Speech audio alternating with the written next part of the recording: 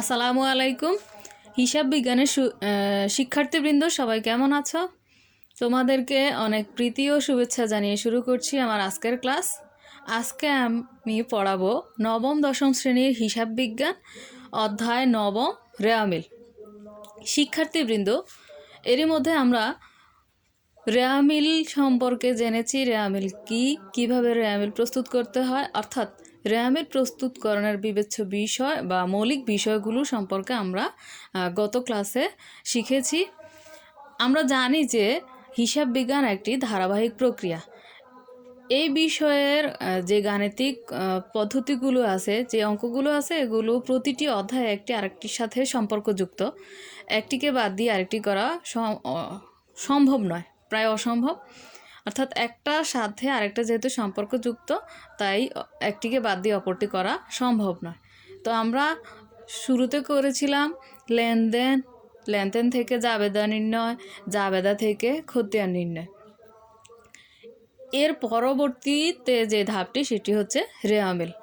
অর্থাৎ আমরা জানি যে রেয়ামিলটি হচ্ছে মূলত খতিয়ান স্থিত হিসাবগুলোর যে জের, ডেবিট ও ক্রেডিট জের, সেগুলোর একটি তালিকা বা লিস্ট। মানে খতিয়ান নির্ণয়টা ভুল না সঠিক তার গাণিতিক শুদ্ধতা যাচাইয়ের পদ্ধতিটাই হলো মূলত রেয়ামিল। তো আমরা এ থেকে বুঝতে পারি যে আমাদেরকে রেয়ামিল প্রস্তুত করতে গেলে তিনটি ধাপ অতিক্রম করতে হয়। প্রথমত জাবেদা, জাবেদা থেকে খতিয়ান, তারপর খতিয়ানের ডেবিট ও ক্রেডিটের জেরগুলোর সমন্বয়ে আমরা রেয়ামিল প্রস্তুত করব। তো শিক্ষার্থীবৃন্দ, এই বিষয়টি শিখতে গেলে আমাদেরকে শুরুতে একটি প্রশ্ন নিতে হবে। আমি প্রশ্নটি লিখে নিয়েছি, এবার প্রশ্নটি পড়ে শোনাচ্ছি। নিম্নলিখিত লেনদেনগুলো সংশ্লিষ্ট জাবেদায় লিপিবদ্ধ করে খতিয়ান হিসেবে স্থানান্তর করো এবং হিসাবগুলোর উদ্বৃত্ত নিয়ে একটি রেয়ামিল তৈরি করো। 2019 খ্রিস্টাব্দ 1 জানুয়ারি মিস্টার জব্বার 20,000 টাকা নগদ এবং 10,000 টাকার পণ্য নিয়ে ব্যবসা আরম্ভ করেন। উক্ত মাসে তার অন্যান্য লেনদেনগুলো ছিল নিম্নরূপ। জানুয়ারির 2 তারিখ মিস্টার রহিমের নিকট হতে নগদে 5,000 টাকার মাল ক্রয়। জানুয়ারির 5 তারিখ মিস্টার করিমের নিকট নগদে 3,000 টাকার মাল বিক্রয়। 20 তারিখ অফিসের জন্য একটি চেয়ার ক্রয় করা হয় 500 টাকায়। 22 তারিখ কমিশন পাওয়া গেল 500 টাকা। 25 তারিখ কর্মচারীর বেতন দেওয়া হলো 2,000 টাকা। 30 তারিখ বাড়ি ভাড়া দেওয়া হলো 5,000 টাকা। তো আমাদের প্রশ্নের শুরুতে কিন্তু আমাদেরকে কি করতে হবে, করণীয়টি বলা আছে যে তিনটি ধাপ অতিক্রম করতে হবে। প্রথমত জাবেদা নির্ণয় করতে হবে, তারপর খতিয়ান হিসেবে স্থানান্তর করতে হবে এবং খতিয়ান হিসেবে উদ্বৃত্তগুলো নিয়ে আমাদেরকে রেয়ামিল তৈরি করতে হবে। তা আমরা জানি যে জাবেদার ছক 5টি: তারিখ, বিবরণ, খতিয়ান পৃষ্ঠা, ডেবিট টাকা, ক্রেডিট টাকা। তো তার জন্য শুরুতে আমাদেরকে শিরোনাম লিখে নিতে হবে। শিরোনামটা হচ্ছে মিস্টার জব্বারের জাবেদা। এবার আমরা তারিখের ক্রম অনুযায়ী পর্যায়ক্রমে জাবেদাগুলো তৈরি করব। শুরুতে 2019 সালের 1 জানুয়ারি মিস্টার জব্বার 20,000 টাকা নগদ এবং 10,000 টাকার পণ্য নিয়ে ব্যবসায় আরম্ভ করেন। আমরা জানি যে ব্যবসা প্রতিষ্ঠান বা কোম্পানির শুরুতে যে লেনদেনটি যা কিছু আনয়ন করেন তার সবগুলোই হচ্ছে মালিকের জন্য, তার ব্যবসা প্রতিষ্ঠানের জন্য মূলধন। তাহলে এখানে প্রথমে 20,000 টাকা নগদ বলাই আছে, এক পক্ষ নগদান হিসাব এবং অপর পক্ষ হচ্ছে মূলধন হিসাব। পরবর্তীতে 10,000 টাকার পণ্য নিয়ে ব্যবসা আরম্ভ করেন। পণ্যের নামে যেহেতু হিসাব হয় না, তাহলে এখানে হবে ক্রয় হিসাব। তাহলে একটি পক্ষ ক্রয় এবং অপর পক্ষ মূলধন। এবার এই দুইটি হিসাবের সম্মিলিত রূপ, বিপরীতটি নাম হচ্ছে মূলধন হিসাব। তাহলে আমরা জানুয়ারি 2019 খ্রিস্টাব্দের 1 তারিখ নগদান হিসাব ডেবিট 20,000 টাকা, ক্রয় হিসাব ডেবিট 10,000 টাকা, মূলধন হিসাব ক্রেডিট 30,000 টাকা। আমরা এখানে ডেবিটে ক্রয় হিসাবের পরিবর্তে প্রারম্ভিক মজুত পণ্য হিসাব লিখলেও ভুল হবে না। এবং এই ডেবিট ও ক্রেডিট নির্ণয়ের পক্ষে একটি কারণ লিখতে হবে, যেহেতু নগদ টাকা ও পণ্য মূলধন হিসাবে ব্যবসায় আনা হলো। আর প্রতিটি ডেবিট টাকা সমপরিমাণ প্রতিটি ক্রেডিট টাকা লিখতে হবে। যেমন এখানে 20,000 আর 10,000 ডেবিট যোগ করে হয়েছে ক্রেডিট দিকে 30,000 টাকা। এবার জানুয়ারির 2 তারিখ মিস্টার রহিমের নিকট হতে নগদে 5,000 টাকার মাল ক্রয়। বলাই আছে নগদে মাল ক্রয়, তাহলে নগদান হিসাব সম্পত্তি হ্রাস পেয়েছে এবং ক্রয় হিসাব খরচ বা ব্যয়বাচক হিসাবও হ্রাস পেয়েছে। তো ক্রয় হিসাব ডেবিট, নগদান হিসাব ক্রেডিট। প্রতিটি ডেবিটের সমপরিমাণ, প্রতিটি ক্রেডিট 5,000 টাকা দেখানো হয়েছে, যেহেতু নগদে মাল ক্রয় করা হলো। 5 তারিখ মিস্টার করিমের নিকট নগদে 3,000 টাকার মাল বিক্রয়। বিক্রয় হচ্ছে আয়বাচক হিসাব, মাল বিক্রয় করায় আয় বৃদ্ধি পেয়েছে, তাহলে নগদ টাকা হাতে এসেছে। নগদান হিসাব ডেবিট, বিক্রয় হিসাব ক্রেডিট। প্রতিটি সমপরিমাণ ডেবিট ও ক্রেডিট দেখানো হয়েছে।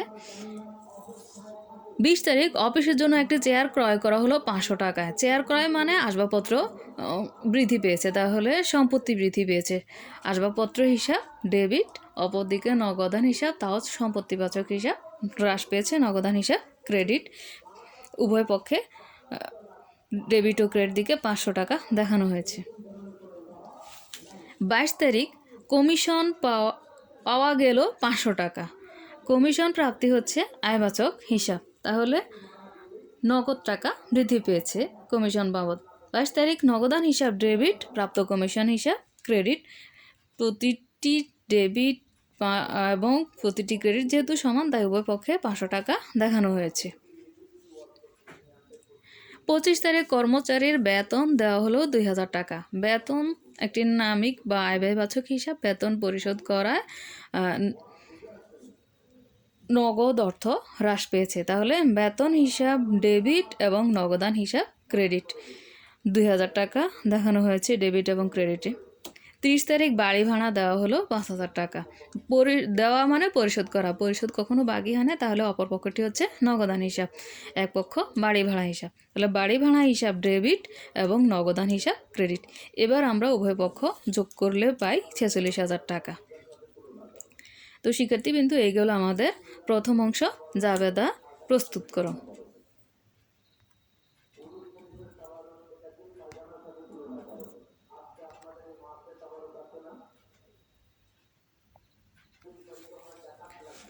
শিক্ষার্থীবৃন্দ, এবার আমাদের করণীয় দ্বিতীয় অংশ বলা হয়েছে খতিয়ান হিসেবে স্থানান্তর করো।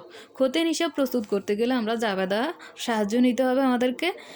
জাবেদার প্রতিটি ডেবিট ক্রেডিটের শিরোনাম নিয়ে আমাদেরকে খতিয়ান হিসাব প্রস্তুত করতে হবে। তো এখানে খতিয়ান হিসাব প্রস্তুত করতে বলা হলেও খতিয়ানের যে দুইটি পদ্ধতিতে প্রস্তুত করা হয়, কোন পদ্ধতি অবলম্বন করে করতে হবে তা কিন্তু উল্লেখ নেই। এটা দেওয়াতে আমাদের সুবিধা হয়েছে, আমরা যেই পদ্ধতিটা ভালো মনে করব সেই পদ্ধতি অবলম্বন করে আমরা খতিয়ান প্রস্তুত করতে পারবো। তো এখানে আমি খতিয়ানের চলমান জের চক অবলম্বন করে তোমাদেরকে করে দেখিয়ে দিয়েছি। তো খতিয়ান হিসাব তৈরি করতে গেলে আমাদেরকে কি করতে হবে, মোট কতগুলো খতিয়ান প্রস্তুত করব তার একটি হিসাব নির্ণয় করতে হবে, যা করতে আমাদের জাবেদা থেকে সাহায্য নিতে হবে। তো আমরা আসি জাবেদা কি কতগুলো খতিয়ান করব তা নির্ণয় করি। শুরুতে আছে নগদান হিসাব, ক্রয় হিসাব, মূলধন হিসাব। 3টে শিরোনাম পেলাম, 3টির জন্য 3টি খতিয়ান হবে। দ্বিতীয়তে আছে ক্রয় হিসাব, নগদান হিসাব। এই দুটি নাম আমরা প্রথম 3টির মধ্যে আছি, যেহেতু প্রতিটির জন্য একটি শিরোনাম হবে, একটি শিরোনাম বারবার আসবে না। এরপর আসে নগদান হিসাব, বিক্রয় হিসাব। এখানে বাড়তি একটি পেলাম, বিক্রয় হিসাব 4টি হলো। তারপরে আছে আসবাবপত্র নগদান হিসাব, এখানে আরও একটি যোগ হলো আসবাবপত্র হিসাব 5টি। তারপরে আছে নগদান হিসাব, প্রাপ্ত কমিশন হিসাব, এখানে আরও একটি বাড়লো, প্রাপ্ত কমিশন হিসাব মোট 6টি। তারপর আছে বেতন হিসাব, নগদান হিসাব, এখানে বাড়লো বেতন হিসাব 7টি। পরবর্তীতে আছে বাড়ি ভাড়া হিসাব, নগদান হিসাব, এখানে একটি পেলাম, বাড়ি ভাড়া হিসাব। তাহলে আমার মোট 8টি হলো। তাহলে 8টি শিরোনামে আমাদেরকে খতিয়ান প্রস্তুত করতে হবে। তো এসে আমরা এবার খতিয়ানের চলমান জের ছকে এই শিরোনামগুলো দিয়ে করে নেই।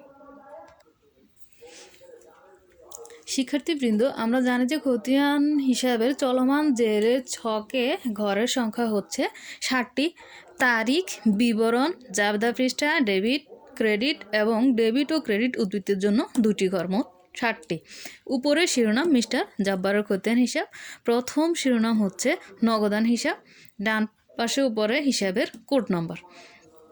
তো নগদান হিসাব আমরা নির্ণয় করতে গেলে নগদান হিসাব আমাদের জাবেদার কোন কোন তারিখে লেনদেনে আছে ওই তারিখের লেনদেনগুলোর বিপরীত নাম আসবে, টাকা আমার নগদান হিসাব যেদিকে ঠিক ওই দিকেই হবে। তাহলে আমরা এবার আমাদের জাবেদায় ফিরে যাই, জাবেদায় গিয়ে দেখি যে কোন কোন তারিখে আমাদের নগদ লেনদেন সংঘটিত হয়েছিল।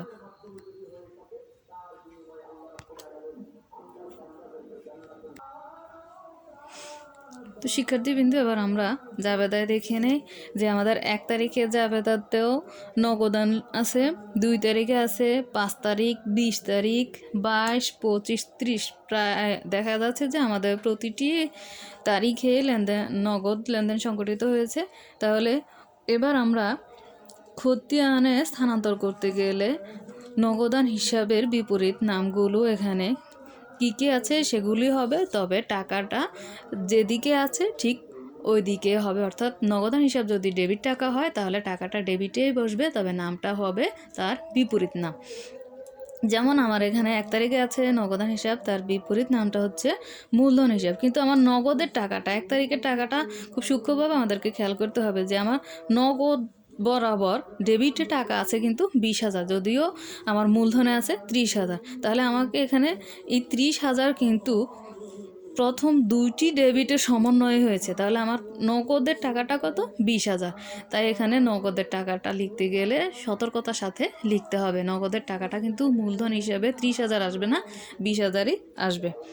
একইভাবে 2 তারিখে নগদের বিপরীত নাম ক্রয় হিসাব আসবে, 5 তারিখে আসবে বিক্রয় হিসাব, 20 তারিখ আসবাবপত্র হিসাব, 22 তারিখ প্রাপ্ত কমিশন হিসাব, 25 তারিখ বেতন হিসাব এবং 30 তারিখ বাড়ি ভাড়া হিসাব আসবে।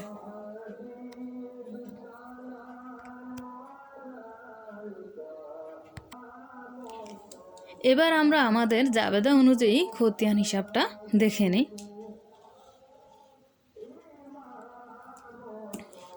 নগদান হিসাবের 1 তারিখে মূলধন হিসাব ডেবিট দিকে 20,000 টাকা, 2 তারিখ ক্রয় হিসাব, যেহেতু নগদান হিসাব ক্রেডিট তাই ক্রেডিট দিকে 5,000। এবার আমরা উদ্বৃত্ত নির্ণয় করব এই ডেবিট 20,000 থেকে 5,000 টাকা বিয়োগ দিয়ে। তাহলে আমার যেহেতু ডেবিট দিকে টাকার পরিমাণ বেশি, তাহলে বিয়োগ দেওয়ার পর যা অবশিষ্ট রয়েছে অবশ্যই সেটা ডেবিট উদ্বৃত্ত, তাই ডেবিট দিকে হবে 15,000 টাকা। 5 তারিখে বিক্রয় হিসাব ডেবিট 3,000 টাকা, যেহেতু নগদান হিসাবটা ডেবিট। তো আগের ডেবিট উদ্বৃত্তের সাথে বর্তমান ডেবিট উদ্বৃত্ত 3,000 যোগ হয়েছে 18,000 টাকা।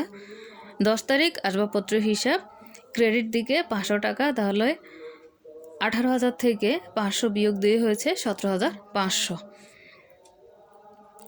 তারপরে 22 তারিখ প্রাপ্ত কমিশন হিসাব ডেবিট উদ্বৃত্ত 500, তাহলে 17,500 সাথে এই 500 যোগ হয়েছে 18,000 টাকা উদ্বৃত্ত, ডেবিট উদ্বৃত্ত।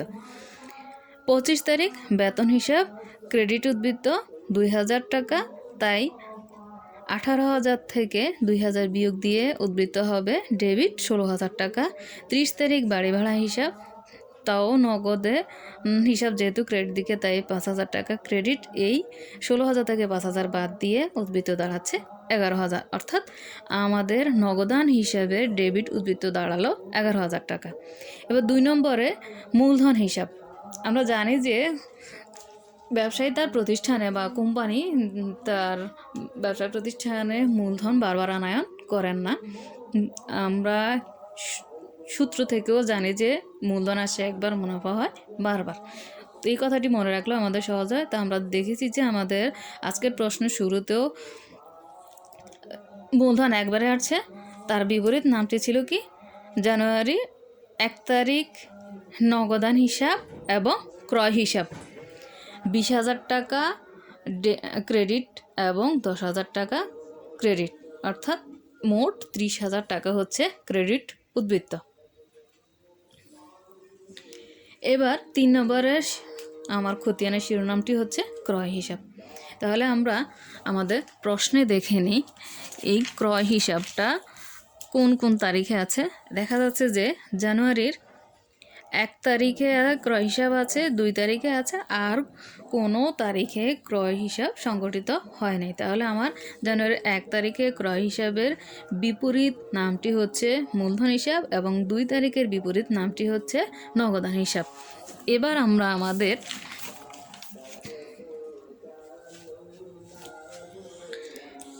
খতিয়ানে ফিরে যাই।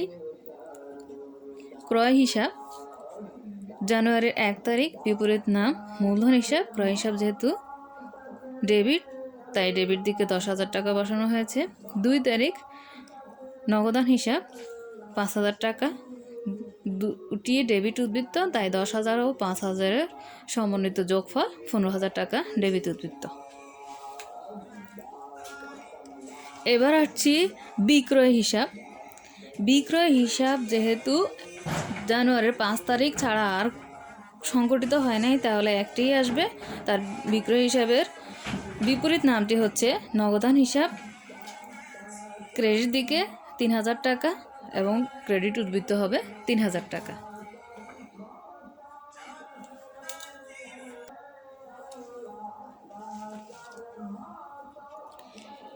পাঁচ নম্বরে আসবাবপত্র হিসাব।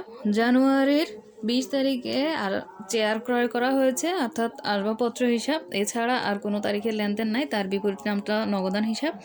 ডেবিট উদ্বৃত্ত 500 টাকা, তাহলে ডেবিটের ঘরে 500 টাকা। 6 নম্বরে প্রাপ্ত কমিশন হিসাব। তাও শুধুমাত্র জানুয়ারি 22 তারিখে এই লেনদেনটি সংঘটিত হয়েছে। তার বিপরীত নাম নগদান হিসাব। ক্রেডিট উদ্বৃত্ত 500 টাকা এবং উদ্বৃত্তের ঘরে 500 টাকা দেখানো হয়েছে। এবার 7 নম্বরে বেতন হিসাব। তাও জানুয়ারির 25 তারিখ একবারে সংগঠিত হয়েছে। বেতন হিসেবে বিপরীত পক্ষ হচ্ছে নগদান হিসাব। ডেবিট উদ্বৃত্ত 2,000 টাকা, ডেবিট দিকে 2,000 টাকা দেখানো হয়েছে উদ্বৃত্তের ঘরে। 8 নম্বরে বাড়ি ভাড়া হিসাব। জানুয়ারির 30 তারিখে সংগঠিত হয়েছে। তার বিপরীত নাম নগদান হিসাব। ডেবিট দিকে 500 টাকা এবং 5,000 টাকা এবং উদ্বৃত্তের ঘরে 5,000 টাকা দেখানো হয়েছে। শিক্ষার্থীবৃন্দু, এই ছিল আমার প্রশ্নের দ্বিতীয় অংশের সমাধান, অর্থাৎ জাবেদা থেকে খতিয়ান প্রস্তুতকরণ। এবার কিভাবে খতিয়ানের এই উদ্বৃত্ত বা জেরগুলো নিয়ে আমরা রেয়ামিল প্রস্তুত করব তা দেখে নিই। আমরা জানি যে রেয়ামিলের ছক জাবেদার ছকেরই অনুরূপ, অর্থাৎ 5টি ঘর, ক্রমিক নাম্বার, হিসাবের নাম বা শিরোনাম, খতিয়ান পৃষ্ঠা, ডেবিট এবং ক্রেডিট। উপরে শিরোনাম দিতে হবে, যেমন এখানে মিস্টার জব্বার, রেয়ামিল 2019 খ্রিস্টাব্দ 31 জানুয়ারি।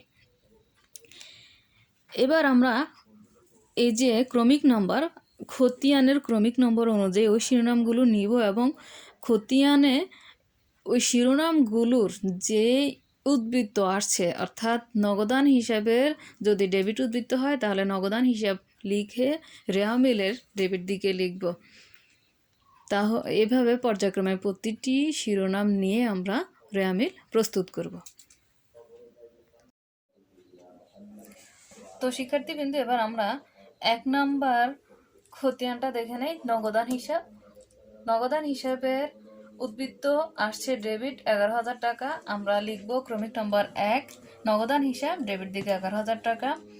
2 নম্বর শিরোনাম মূলধন হিসাব, 4 উদ্বৃত্ত, ক্রেডিট দিকে 30,000 টাকা। লিখলাম মূলধন হিসাব, ক্রেডিট দিকে 30,000 টাকা। 3 নম্বর ক্রয় হিসাব, উদ্বৃত্ত ডেবিট দিকে 15,000 টাকা। 3 নম্বর রেয়ামিলের ঘরে লিখব ক্রয় হিসাব, ডেবিট দিকে 15,000 টাকা।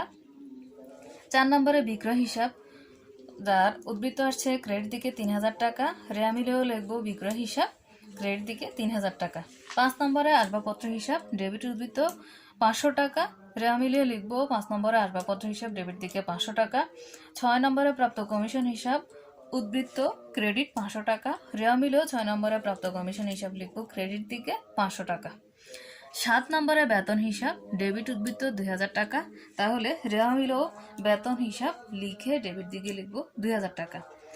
8 নম্বরে বাড়ি ভাড়া হিসাব, ডেবিট উদ্বৃত্ত 5,000 টাকা।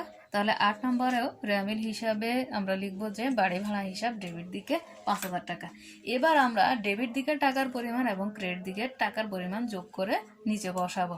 তো উভয় দিকে যোগফল যদি মিলে যায় তাহলে আমাদেরকে বুঝতে হবে যে খতিয়ান হিসাব নির্ণয়ে আমাদের কোনোরূপ ভুল হয়নি। তো দেখা গেছে যে আমার উভয় দিকে যোগফল সমান হয়েছে 33,500 টাকা। তাই আমরা বলতে পারি যে আমাদের নগদান খতিয়ান হিসাব নির্ণয় নির্ভুল হয়েছে। এ থেকে বোঝা যাচ্ছে যে রেয়ামিল হচ্ছে খতিয়ানস্থিত হিসাবের ডেবিট ও ক্রেডিট উদ্বৃত্তের বা জেরের একটি তালিকা বা লিস্ট, যা অথবা একটি শুদ্ধি পরীক্ষা। এবং এই পদ্ধতি অবলম্বন করে র্যামিল নির্ণয় করা খুবই সহজ। আশা করছি তোমরা এতক্ষণে বিষয়টি মনোযোগের সাথে খেয়াল করেছো এবং নিজেরা তা প্রয়োগ করতে পারবে। তো আজ এই পর্যন্তই শিক্ষার্থী বন্ধুরা, সবাই ভালো থেকো, তোমাদের শিক্ষা কার্যক্রম অব্যাহত রাখবে এই আশা ব্যক্ত শেষ করছি। আল্লাহ হাফেজ।